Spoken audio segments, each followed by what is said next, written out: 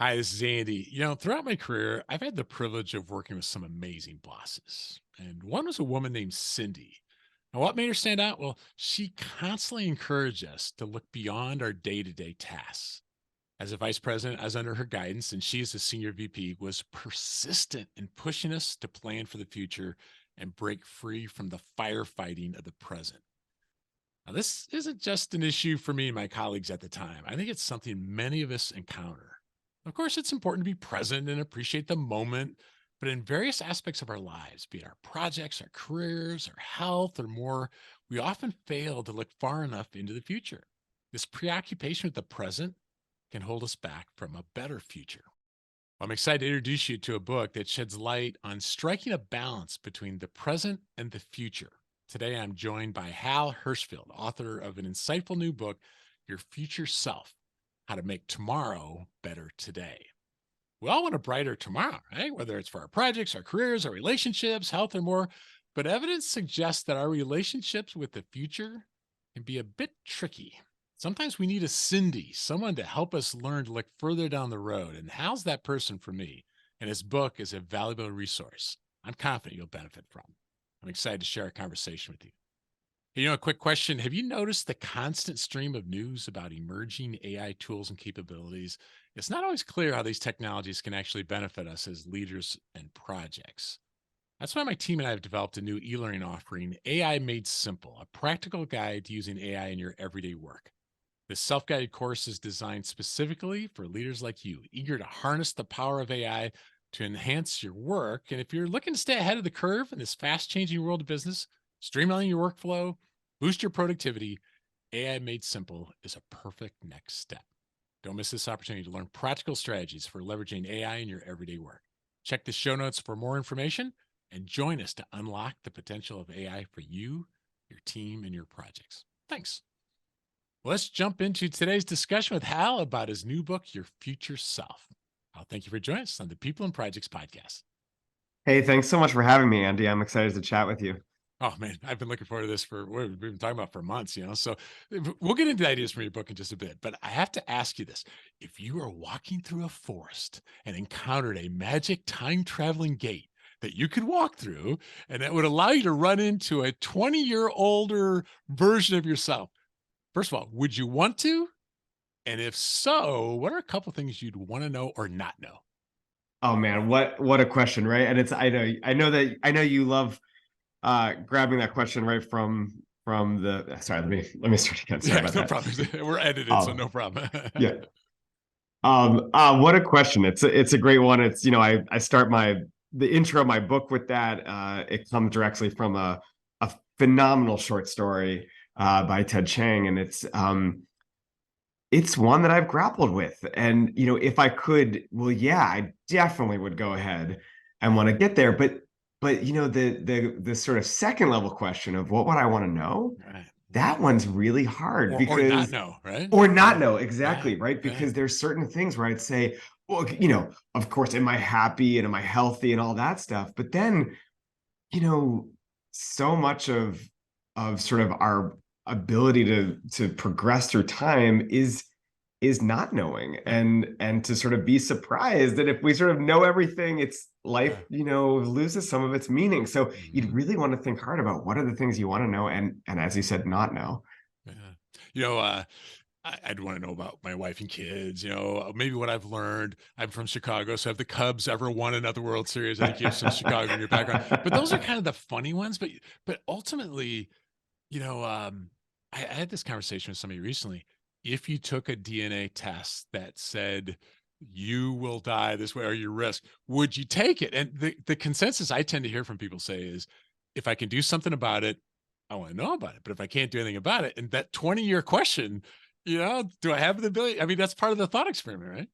Yeah, absolutely. And it's funny. I'm actually working on a research project right now where we're sort of asking people if you could know, what your life expectancy would be precisely, would you want to know it? And Yeah. and we're kind of angling toward a similar answer that you're intuiting right there, which is that if there's something I can do about it, a lot of people want to know, but there's also a lot of people that just want to bury their heads in the sand, which I totally get, Totally. because Yeah. let's just keep going. Let's enjoy it today. Otherwise, I'm Right. worried it's going to come out of nowhere. Right on. Yeah, yeah.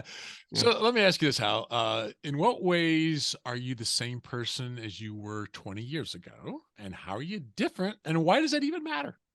Mm, just a fantastic question. Me personally, it's like at the core, certain things seem like they're the same, right? Mhm. Even, some of my personality and my ability to interact with people. And I'm a pretty extroverted person, and I still feel pretty extroverted. And by that I mean I get some energy from talking to new Mhm. people. Mhm. But then I think about it. I think when I was in college, I love to go out and meet people, and I loved sort of whenever there was a party or something like that, I was sort of always going around the room and talking to a lot of people, and I still enjoy talking to people, but I'm not quite at that level. So it's a Mhm. funny thing when I look and I say, well, is that really the same me, or am I, Right. is it a version of me? And these things matter because how we see ourselves over time, as I think we'll probably discuss, Mhm.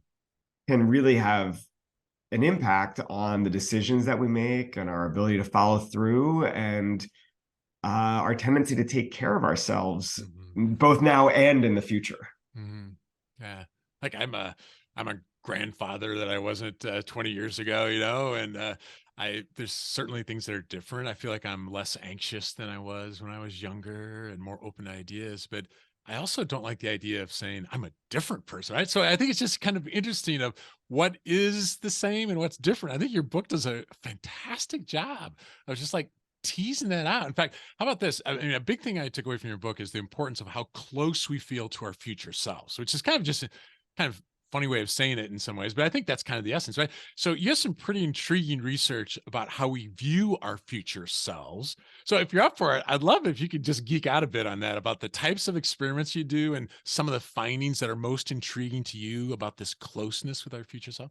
Yeah, absolutely. So I'll to take it back a step, you're absolutely right. So you might say, wow, certain things are really different. Like Hmm. you're a grandparent now. I'm a parent now, and Hmm. I wasn't 10 years ago. Right. Um, and so on some levels, you say, well, there's different selves there. But on the other Hmm. level, you say, well, maybe what matters more is not whether these selves are different per se, but how they relate to one another.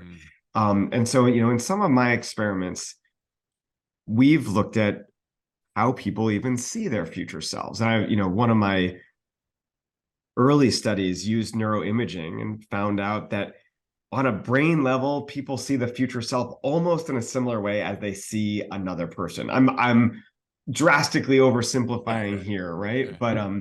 But the gist is that, for our brains, on average, our future selves kind of look like other people. We Right. say, well, that's quirky, that's funny, but why does it matter? Hmm. And this is kind of what we were circling around. Yeah. It it's one thing to say my future self is another person, Right. but you start thinking about how we treat other people in our daily lives. If somebody is a total stranger to you, you're probably not that likely to make sacrifices for them. Unless they're Hmm. in dire need, you're walking down the sidewalk and someone's screaming on pain, maybe you'd stop. But if somebody walked up to you on the sidewalk and they said, hey, I'm moving apartments, can you help me move? You'd be like, what? Right. No. Yeah. Yeah. um, and so, you start applying that lens to the relationships we have with our future selves. If they seem like a stranger to us, if I recognize that they're another person, but they're sort of different and not someone I'm really close to, well, I'm probably not going to do much for their benefit, right? It Yeah. just Yeah. doesn't make sense to. Hmm. But if they feel closer to me, then maybe I'll start taking care of them. So, in our Hmm. experiments, we ask people, it seems sort of silly, but we give them a little picture, and the picture has a series of circles that, and I mean, this is a little hard to explain on audio, but they go, I know it from the book. The book has good pictures for it. Yeah. there's good pictures in the book, but the circles basically go from not overlapping to almost entirely overlapping. And we ask people to pick the group that represents how close they feel to their future selves. And the answers seem to matter, regardless of a host of other, a host of other demographic and psychographic characteristics. The more connected people feel to their future selves, it seems like they end up taking better care of them in a variety of domains. Yeah. I mean, if I hear someone who I don't really know go, oh, they got a certain diagnosis, I might go, oh, yeah. But if I hear somebody close to me like, oh, yeah, and for me, I've been I mean, very healthy actually, but I got a lab test that said my triglycerides were pretty high. All of a sudden, my future self, I was, I mean, I've never exercised more consistently. I've never eaten this good for such, I mean, oh, well over a year and a half now. But all of a sudden, a future self, my relationship with my future self was different because of a lab test. And it wasn't like a cancer or anything like that, but it was something that triggered. But if it's a stranger, if you hear about, oh, your triglycerides are high, oh, right? It's like a different thing.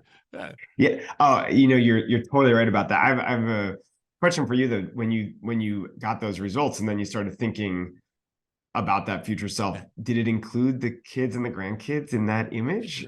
For sure. Yeah. It did. Yeah. It was, and then interestingly, probably actually upon reflection, it was probably very self-focused at first. But then as I started making some of the changes, it's like, I think I can be stronger for them. I think I'll still be able to play basketball. So it actually had a compounding effect, I think, over time.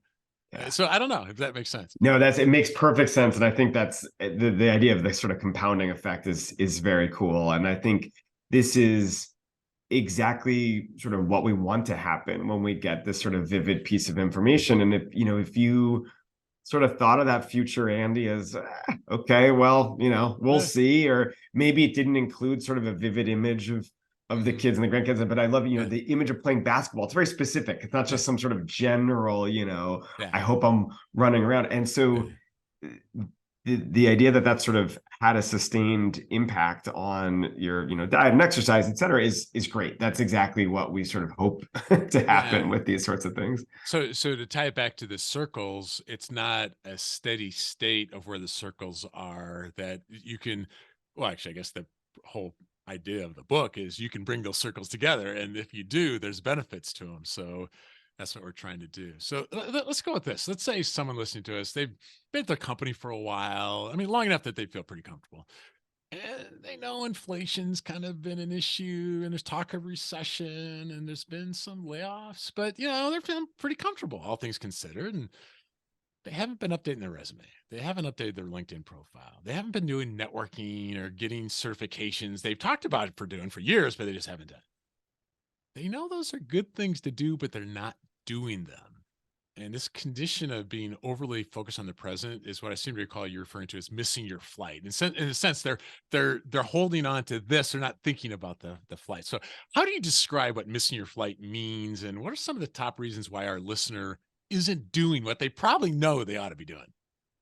Right. So this is, in the book, I talk a bit about I call them the time traveling mistakes that we make. Yeah, But hopefully no one listening thinks that I'm subscribed to a notion that we can actually travel through time, but no this is no all, DeLoreans in the book. Yeah, all right. and there's no DeLoreans in the book. It's almost a virtual one. This is all mental time travel, Yeah, yep. whether our ability to sort of move between the present and the future. And one of the mistakes that I talk about is I call it missing our flight. The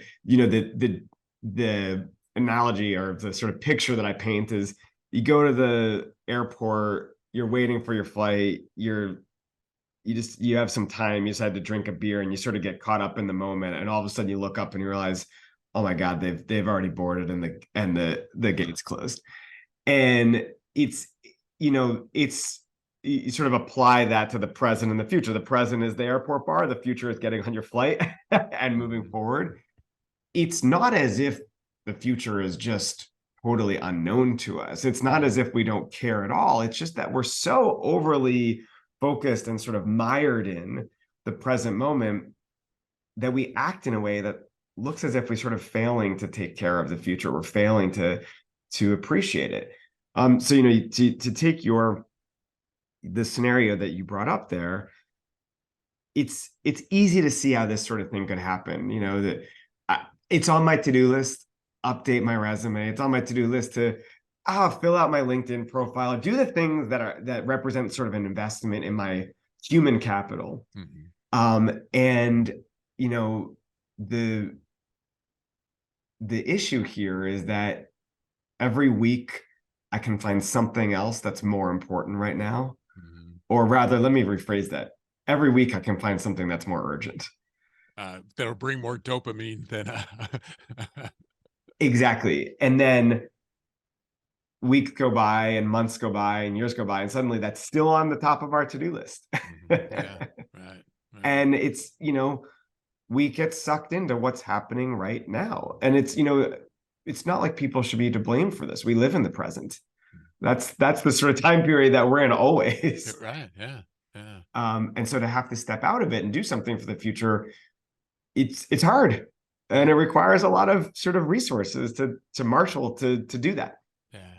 Yeah. Yeah. So yeah, I love that. It's not that we don't know it's important. It's not that we uh won't intend to get to it, but it's just a matter there's all these other things that keep us in the present. Yeah, I don't know. If you would have talked to younger Andy, if you'd have said, and I don't know if it was 20 years ago or longer or shorter, but anyway, you said, "Hey Andy, do you work better under pressure?" I think I would have said, "Absolutely, Al. I mean, no question." And I would have used that as allowing procrastination to seem like a good strategy. So I'm Yeah. I'm interested because you had some great lessons on procrastination. Some lessons you feel like you've learned, and actually, if you don't mind, what do you personally try to do to fight back against what seems like a pretty normal human urge?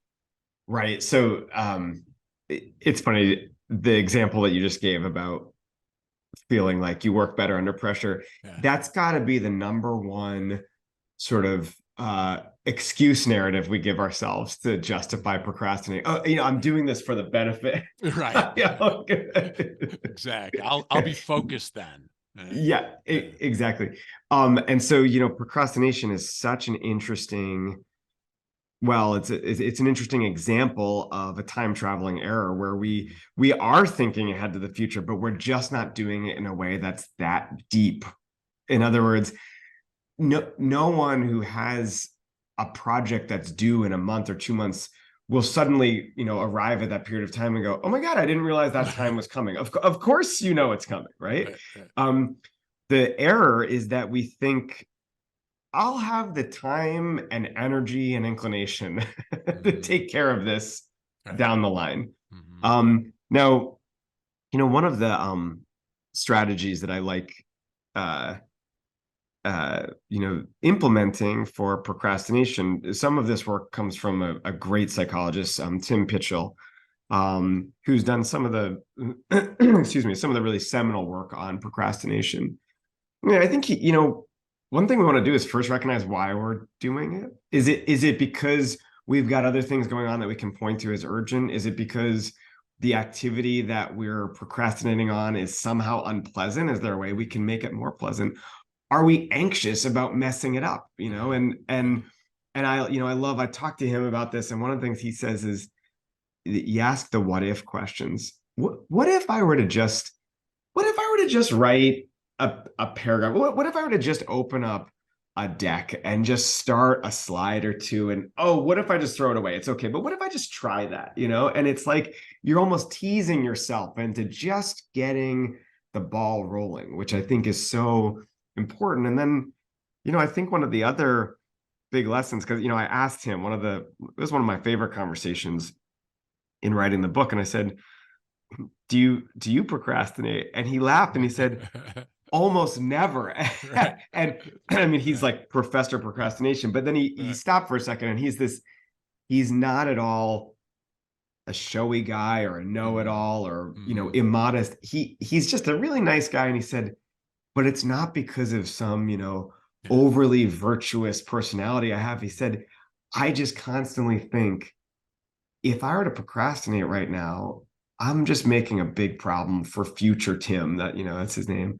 Yeah. And he's going to feel the same way I do right now. So why not get it started and do a better job on the project? And lessen some of the, my bad feelings I'll have down the line. And it's just stuck with me is such a good point of like, I'll Mhm. never meet the version of me who is better, stronger, faster, more inclined to take care of stuff. Yeah. So might as well just do it. Yeah. I like it. I like that. Yeah.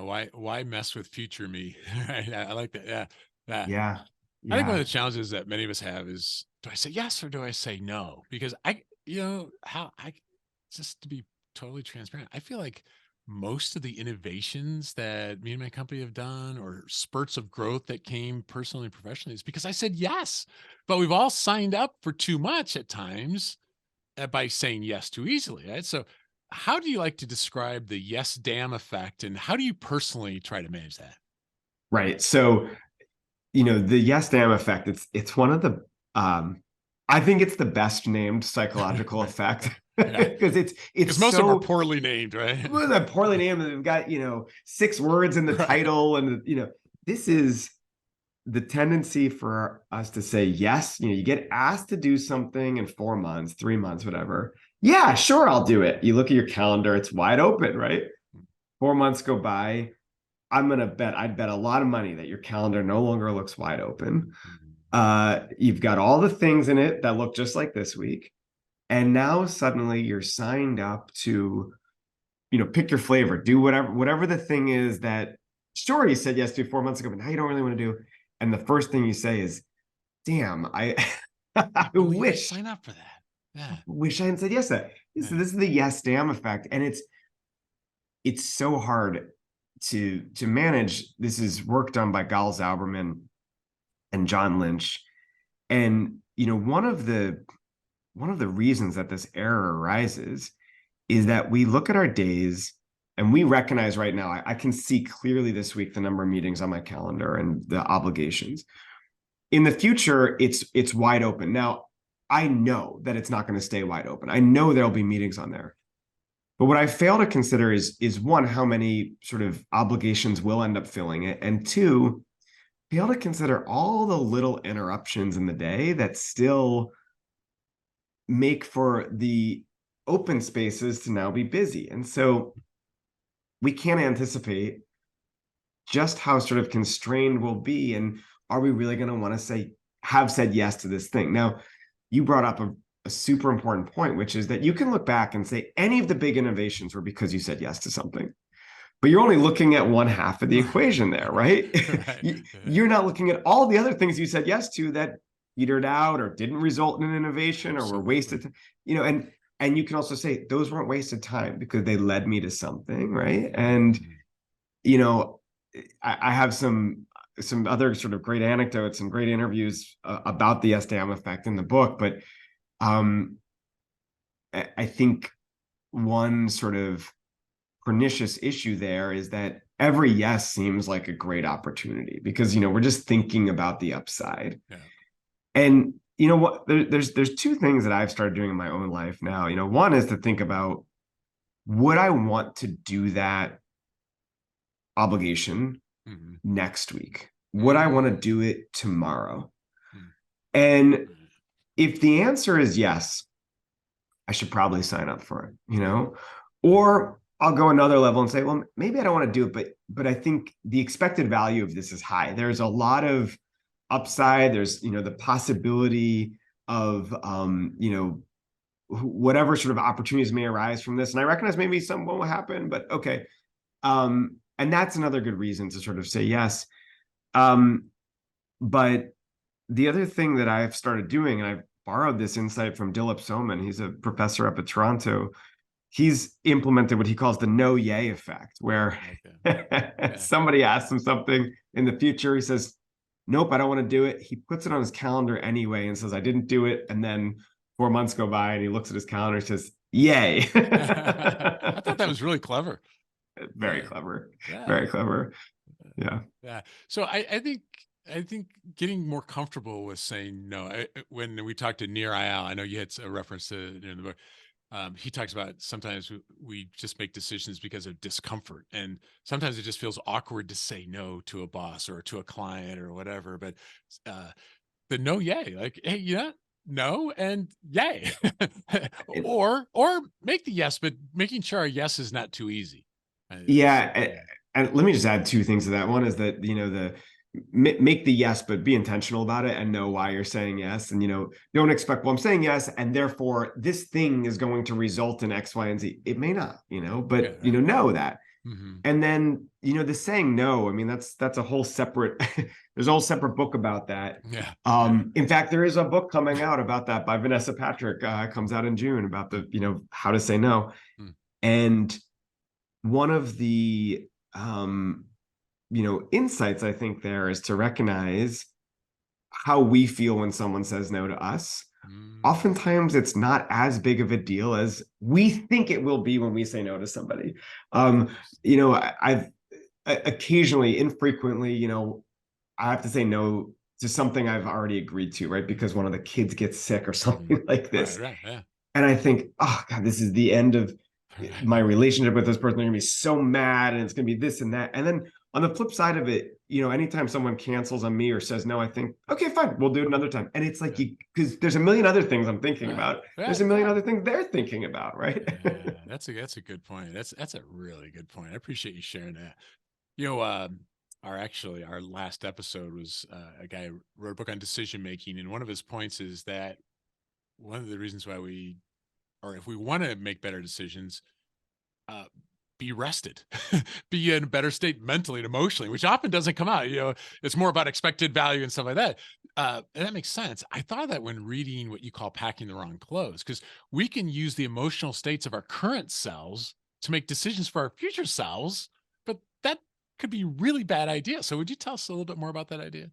Yeah, it can be so sort of, misinformed because we think, oh, sure, sure, sure. I know in the future things will be a little different, but we don't appreciate just how different, right? I mean, the classic example, of course, that everyone talks about is, going to the grocery store when you're either hungry or really full, right? And you make the plan for the week, and then the week comes and goes, and you realize I didn't shop in a way that that made sense, right? Mhm. And it's almost sort of a banal example, but you can sort of apply that to so many other contexts in our lives. Everything from addiction to spending and saving to exercise and whatever it may be. Mhm. When I talk about packing the wrong clothes, the sort of story I like to tell is, being in Chicago and packing for a warm weather trip, and it's going to be warm there. You're let's say you're going to Miami, it's going to be really warm there. You don't need to pack the sweaters. You should pack more of the the bathing suits and whatnot. And yet you still get a little bit more anchored on what's happening in the present and use that to project ahead. Maybe I throw in a couple sweaters because I figure, how could it possibly be so warm that I won't need a sweater? And I, underpack on the bathing suits and the t-shirts or whatever it may be. And you can say, well, what's the real error here? I guess the error, right, could be, well, I'm not as comfortable there as I would have been Mhm. had I been thinking about this in more depth, right? And so you sort of translate that into other more consequential settings, and I think you can start to see where the mistake lies there. I think in my late 20s, I just went through a, probably the most difficult anxiety I'd have ever dealt with. And it'd be very easy for someone to be going through a difficult depression or something like that and think, well, I will always be like this, and end up making decisions. Or the flip side of that, I will always be happy and cheery. And, you and I share friendship with Cassie Holmes, and she's Little Miss Sunshine. She was, so we might think we'll always be Little Miss Sunshine for the rest of our life. And that isn't necessarily the way it is. So just realizing that there are maybe multiple ways to look in the future. I mean, that's kind of the part of the deal here, right? Yeah, it is, and Cassie talks about this brilliantly in her book too, of, sort of we have some of our dispositions, but then situations can change us. And, George Lowenstein and Dan Gilbert and Tim Wilson separately have talked about, our inability to sort of properly forecast our emotions. But this one's like a little different. And I think it's so important to recognize that how I am right now may not be how I'll always be. Hmm. um, and on both sides of the coin, right? As Right, you right. said, it can be really easy to say I'm steeped in depression and anxiety or whatever it may be, and it'll always be this way. And on the bright side, it won't. we've got, Right. many of us have healthy psychological immune systems that eventually kick in Yeah.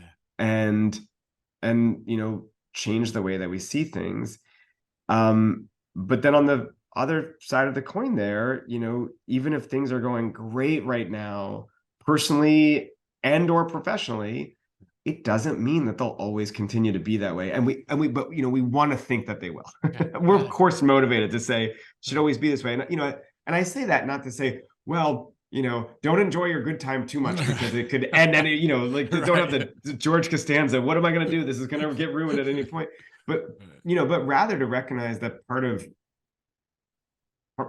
moving through time is change. And I think that appreciating how things will sort of ebb and flow in the future can also really make us focus on what we do have right now, Mhm. as well as what we don't, and what we want to change and what we don't want to change moving forward. Yeah. I really like how you explain that. I mean, there's so many things in the book about how to bring the future closer to us, and people can read the book to get that. But I'd love if you could illustrate an idea or two of how you personally try to bring the future closer to you. Yeah, I mean, this is something I've been thinking about and working on for so many years now. And how can I really, if you will, close the gap between current and future selves? And I do talk about a number of different things we can do in the book, but me personally, um, one thing I've really started implementing is almost having my future self as a sort of continual conversation partner. It sounds Mhm. sort of strange, but I've talked to others, and others have said that people often have a loved one who's no longer alive Mhm. occupy that role, right? They're sort Right, of right. like somebody that you occasionally talk to, I and talk to there's my dad every day, even though he's been gone for a year and a half or whatever. Yeah. there you go. Yeah, exactly. And I'd be curious what those conversations look like and what you Yeah. talk about. And Yeah. it's not like it's not as if we have a limit to the number of sort of imaginary Mhm. conversation partners we can have. But Yeah. thinking about what future me would say, think, and feel about decisions and actions I've taken now is been really helpful in big moments. And I Mhm. want to stress that because it's not as if every time I have the opportunity to snack or not or run or not or whatever, oh, let me consult my future self. That's just impossible. You Yeah. can't do Right. that. Yeah. But the bigger moments and the bigger decisions that involve spending money or not spending money, saving or not saving, or even you know time expenditures. Something I know we've mentioned Cassie Holmes already, but her book is just such a wonderful way of thinking about how we spend our time. Um, those are the sorts of questions that I like to grapple with when I have those sort of regular conversations with my future self. And it's, it doesn't always result in a perfect decision, of course, but Mm. I think at least I'm being a bit more purposeful about the way that I'm deciding, Mhm. rather than sort of just letting things happen. You know, just pass this by because this has helped me with my future self. And I don't even remember where I stumbled across the idea. I seem to recall it's a version of some old essays on time, but it was like your Magic Gate short story. And in the essay, he said something along the lines of 10 years from now, you would do anything you could to be where you're at today. So it's a little bit of a reverse time travel, which I think you called it in the book, or someone refers to it in your book. And so I just recently turned 62. Like, I don't feel 62, but I got to tell you, the reason why I have no problem with being 62, Hal, is 10 years from now, I would do anything to be 62. That And is, for some reason, that reverse time travel brings me kind of in an odd way closer to the future person too by appreciating the moment but realizing there's a future there too. I don't know, any thoughts on it? yeah. Well, first off, to the listening audience, you certainly don't look 62, but but more in more in a deeper way. That is, I haven't come across that essay. It's Yeah, a fantastic perspective. yeah. I'm actually engaged in a project right now with Adam Alter where we're basically trying to ask whether or not people fail to appreciate this exact thing, Mhm. right? And you know what, as a preliminary data point, we've asked a few thousand people now what time period they would like to travel back to. Mhm. And we were thinking, oh, maybe people will just sort of automatically pick 10 years ago. Pretty much across the lifespan, people say, I want to go back to my sort of young adulthood, my 20s, et cetera. Mhm. Mhm. And I find that fascinating because, and I know there's individual differences here, and you and I might not say that, but Mhm. the majority of people are saying that. I find it fascinating because I would bet that a lot of people were experiencing a lot of uncertainty and anxiety when they're in Right. their 20s, right?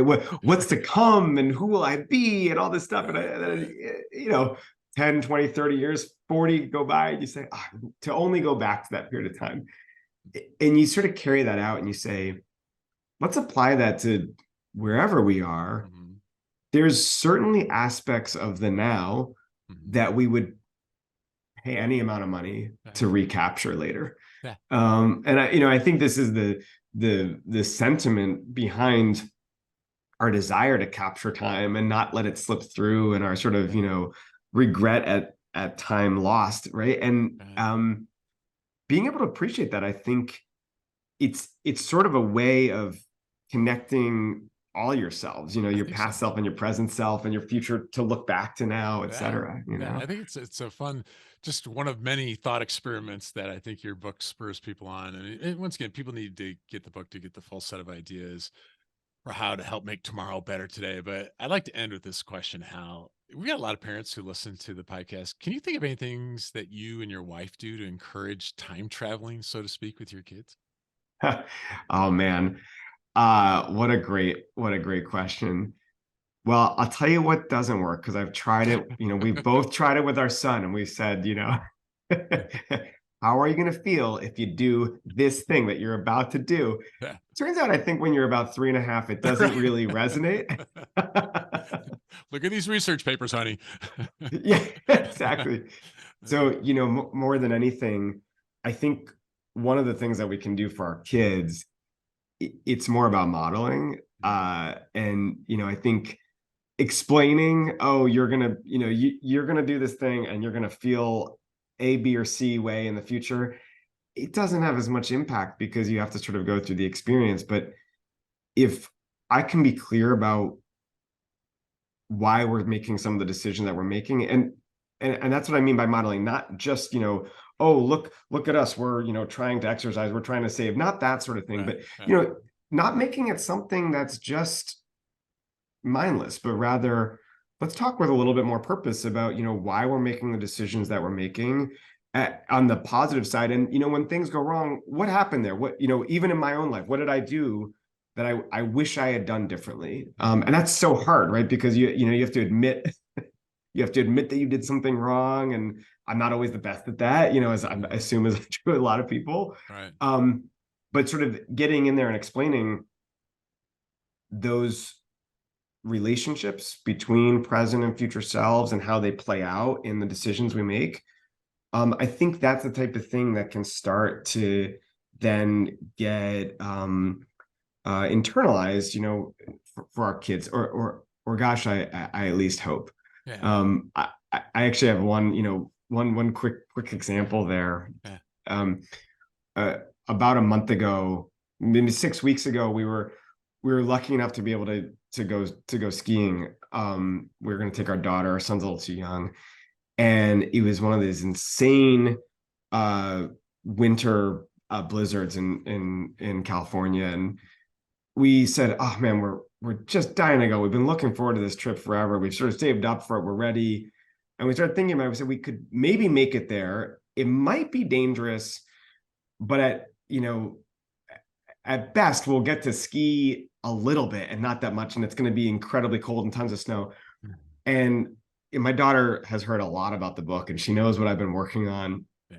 And I said, look, I'm really sorry, but I think we're going to have to postpone it a couple weeks. And she goes, oh, it's is this kind of right? Like, it kind of would be like if we went now, well, that would be fun because we get to go and we've been looking forward to it, but then it's not going to be that fun when we're there. Or it could stink that we're not going to be able to go now, but in a couple of weeks we'll go and it'll be much better. And I was like, Yes. yeah. Yes. Yes. Yeah. Just to even see that. Isn't that cool? It was That's awesome. No, I mean, that yeah. doesn't help in all contexts. There's plenty of other No. times where she's Yeah. super present oriented, but this was a case where I said, oh man, that's exactly the trade-off there. Yeah. That's exactly it. Something that comes to mind that what do you think about this one is you had a section about forgiveness as well. And I think there's something about teaching because I think it's easy for kids to beat themselves up. Like I said, they get to, I put off the homework. There is something about this idea. And was that in the procrastination area? I'm trying to remember Yep. where it was in the book, but Yeah. hey, give yourself a break. Use it as a way to learn a lesson for the future. So, and not about shaming about, look, you didn't think about the future, but hey, give yourself a break. Any thoughts on it? Yeah. And it's not just give yourself a break, but it's also be genuine with your forgiveness, right? And That's okay. That's a good be point. genuine with the apology, if you will, Hmm. right? So, Hmm. if somebody crashed their car into you and they were like, whoops, you Right. probably wouldn't really want to forgive them, Right.